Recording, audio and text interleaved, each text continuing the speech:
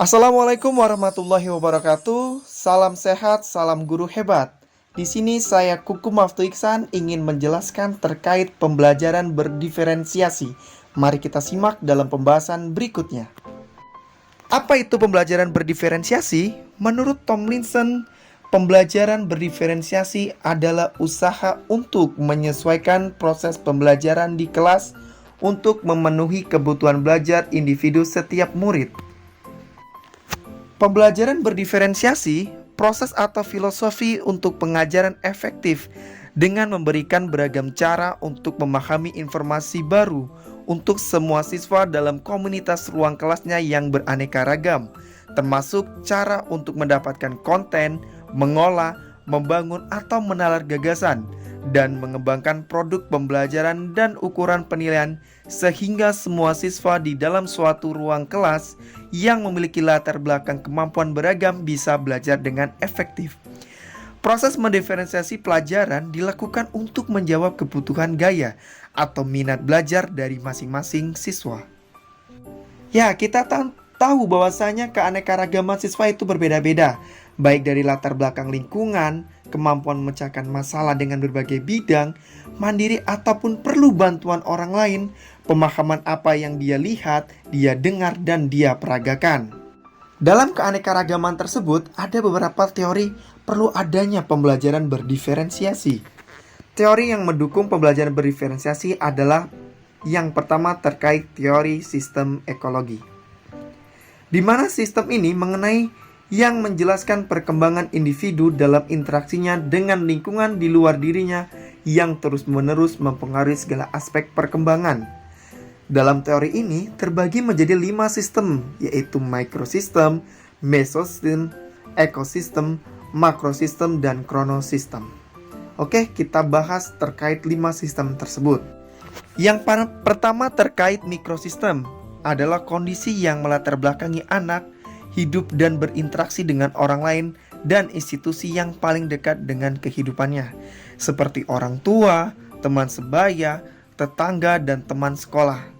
Yang kedua yaitu mesosistem, di mana hubungan antara dalam mikrosistem, sebagai contoh, orang tua dan guru berinteraksi dalam sistem sekolah, anggota keluarga dan kerabat menjadi relasi di dalam institusi keagamaan, pelayanan kesehatan, berinteraksi dengan keluarga, anak, dan sekolahnya.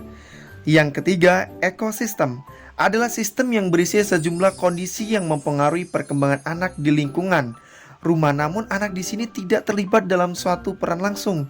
Sebagai contoh, karena adanya kondisi kemiskinan dalam keluarga, anak terpaksa harus bekerja untuk mencari uang dan tidak melanjutkan sekolah. Yang keempat yaitu makrosistem, adalah sistem yang mengelilingi mikro, mesos, dan ekosistem dan mempresentasikan nilai-nilai ideologi, hukum masyarakat, dan budaya politik.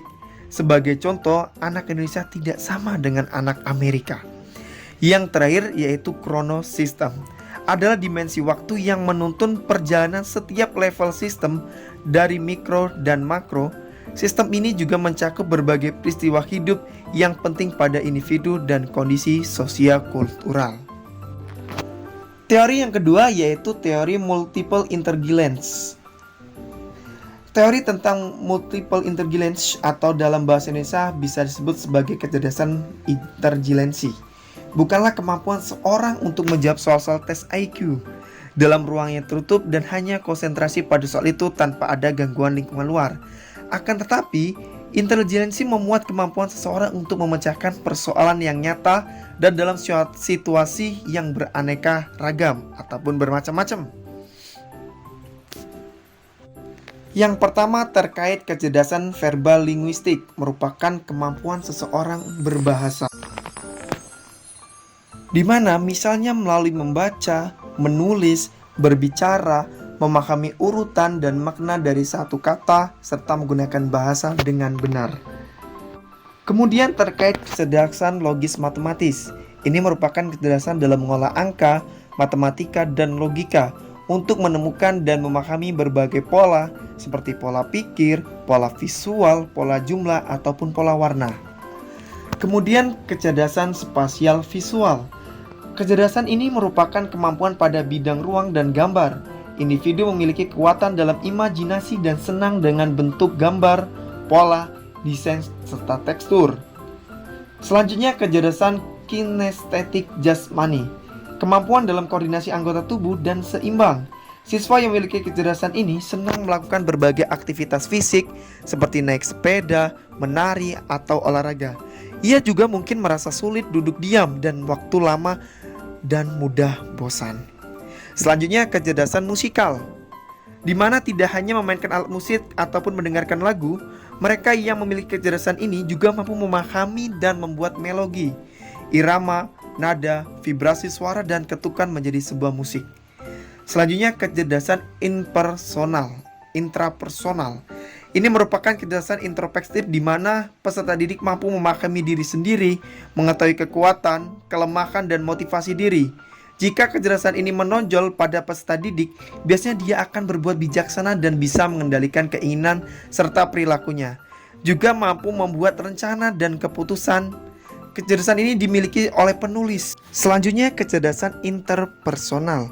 Kecakapan ini merupakan kemampuan untuk bermasyarakat serta memahami dan berinteraksi dengan orang lain. Mereka yang punya kecerdasan ini mampu bekerja, berinteraksi, dan berhubungan dengan orang lain. Suka bekerja sebagai tim, memiliki banyak teman, menunjukkan empati kepada orang lain, sensitif terhadap perasaan dan ide-ide orang lain, memediasi konflik, dan mengemukakan kompromi. Selanjutnya, kecerdasan naturalis. Ini adalah kemampuan untuk mengenali dan mengkategorikan tanaman, hewan, dan benda-benda di alam, serta tertarik mempelajari spesies makhluk hidup. Mereka yang unggul dalam kecerdasan ini biasanya suka dengan alam, misalnya suka bercocok tanam, suka dengan hewan peliharaan, dan aktivitas sejenisnya yang berkaitan dengan alam. Selanjutnya, teori Zone of Proximal Development, atau kita kenal dengan ZPD, di mana zona antara tingkat perkembangan aktual dan tingkat perkembangan potensial. Tingkat perkembangan aktual tampak dari kemampuan anak menyelesaikan tugas-tugas secara mandiri, sedangkan tingkat perkembangan potensial tampak dari kemampuan anak menyelesaikan tugas ataupun memecahkan masalah dengan bantuan orang dewasa. Pada teori ini terdapat dua level untuk mengukuran kemampuan dan potensi peserta didik, yaitu tingkat perkembangan aktual dan tingkat perkembangan potensial. Tingkat perkembangan aktual peserta didik adalah ketika dia bekerja untuk menyelesaikan tugas ataupun soal tanpa bantuan orang lain. Sedangkan tingkat perkembangan potensial adalah tingkat dari perkembangan peserta didik yang dapat tercapai ketika dia dibantu dengan orang lain. Ataupun secara sederhana dapat dikatakan bahwasanya teori ini dapat dilihat peserta didik dan hal-hal yang tidak dapat dilakukan oleh peserta didik tanpa pendampingan. Selanjutnya, teori yang terakhir terkait teori learning modalities, di mana atau dikenal dengan FAK, visual, auditory, dan kinesthetic. Nah, untuk penjelasan visual, di mana dia menerima informasi lebih mudah melalui gambar, otak dia merespon informasi visual dengan sangat efisien. Jauh lebih mudah untuk mengingat gambar yang jelas seperti foto daripada mengingat apa yang dikatakan seseorang ataupun maupun ditulis. Kemudian yang kedua terkait auditory, di mana dia akan menerima informasi lebih mudah melalui mendengar. Siswa dengan mode ini biasanya sering mengajukan pertanyaan dan menggunakan diskusi untuk mengklarifikasi dan menyerap materi. Ketika Anda berada dalam mode auditory, Anda mungkin berbicara dan membaca lebih lambat untuk menyerap semuanya.